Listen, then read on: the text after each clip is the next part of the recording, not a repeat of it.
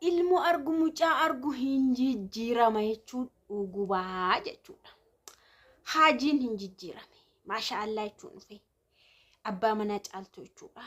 Nagaa waaqayyoo isiniif haa baay'atu kabajamtoota hordoftoota kakuu akkam jirtu nagaa keessanii ani baay'ee nagaa koo galata waaqaa ta'u qeeqas qeeqeera jechuudha. Argaruu dhugaa galateeffachuun hin dhufe isa galateeffachuun dhufe jechuudha. Kabajamtoota egaa yeroo jalqabarraa kaaseeyyuu viidiyoo isaan irratti dalageera jechuudha. YouTube gosa sanarra jira ragaadhaaf jechuudha. Yerootti caaltuun jalqabaa daa'imni ani garaattiin baadhaa daa'ima garaadha qaba yeroo jettuun sana inni yeroo kanaan hin barbaadu biyyatti faa gallee waan akkasiifaa jedheen jechuudha. Yeroo sana isheen baay'ee aartee yeroo boossu viidiyoo isaanii ilaaleera dhugaa waaqa lafa kamittuu jechuudha. Daa'imni tokko erga uumamee already uumameera jedhama. Bakka gara satti aanutti tarkaanfatama. Ani garuu akkasiin jedhe viidiyoo irratti dalage dhugaa. Baga waaqni daa'ima garaa kee keessa kaa'e malee haajiin hin jijjiirama booda gaafa ilmoo argu. Ati garuu obsaa mucaa makee eeggadhu hamma gaafa waaqni si gargaarutti jedhe viidiyoo irratti hojjedhe dhugaa nan aaris jechuudha. Garuu haa ta'u malee isa booda jechuudha. Kun yeroon isaa gahee isheen deessee gaafa ciniinsuun qabullee viidiyoo isaan irratti hojjedheera dhugaa waaqaa jechuudha. Haajiitti aaree akkamitti akkasitti viidiyoo akkan waraabamutti akshinii akkasii agarsiisa reaaktii akkasii agarsiisa dhugaatti aaree jechuudha. Yaa maaliifitti aare seetanii waanuma kan keenya ta'eef saba keenya waan ta'eef saba biraa ta'e nan dakalu dhugaa dhimma isaaniiti jechuudha.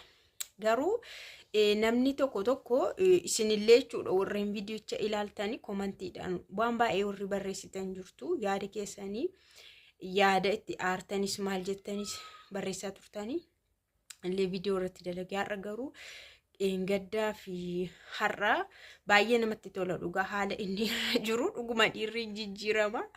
Dhiirri gaafa daa'ima argu kuni jeneraaliidha waanuma waliigalaati. Dhiirri gaafa daa'ima argu jechuudha. Viidiyoon kana jalaa ciccitaara suurii. Egaa gaddaa dhugaa waaqaa marqaa yeroo inni marqu baay'ee nan gammade jechuun akkanatti haati manaasaa yeroo deessee ciistuu inni immoo marqaa marqee yeroo viidiyoon isaa argamu baay'ee namatti tola.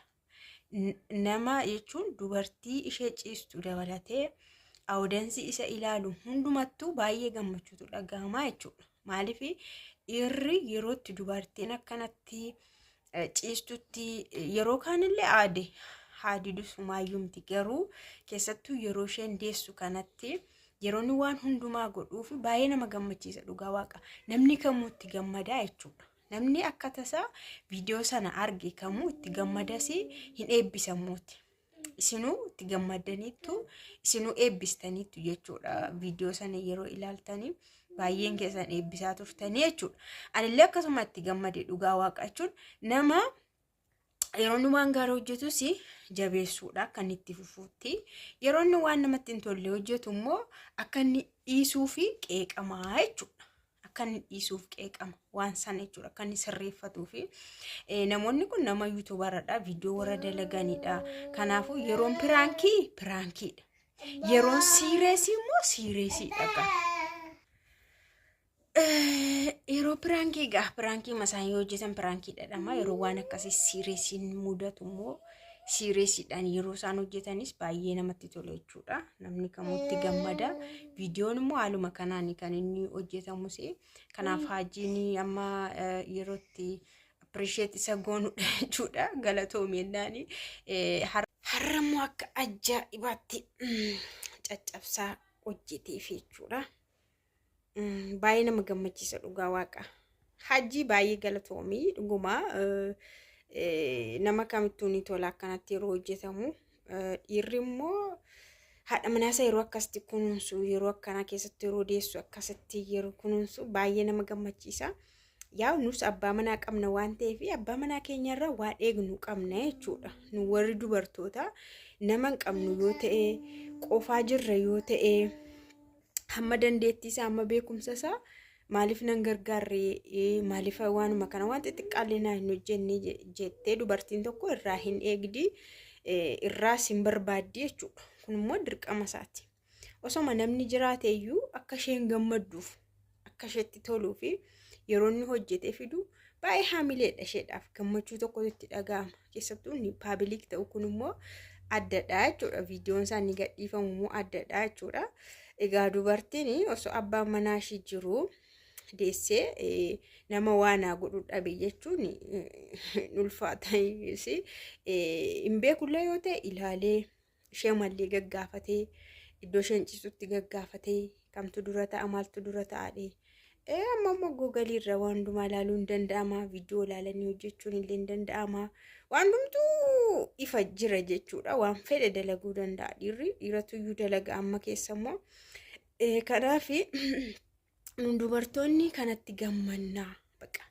Dubartoonni jechuudha baay'ee hin gammannaa. Dubartoonni kunuunsa ni jaallannaa. Kunuunsa abbaa manaa baay'ee jaallannaa.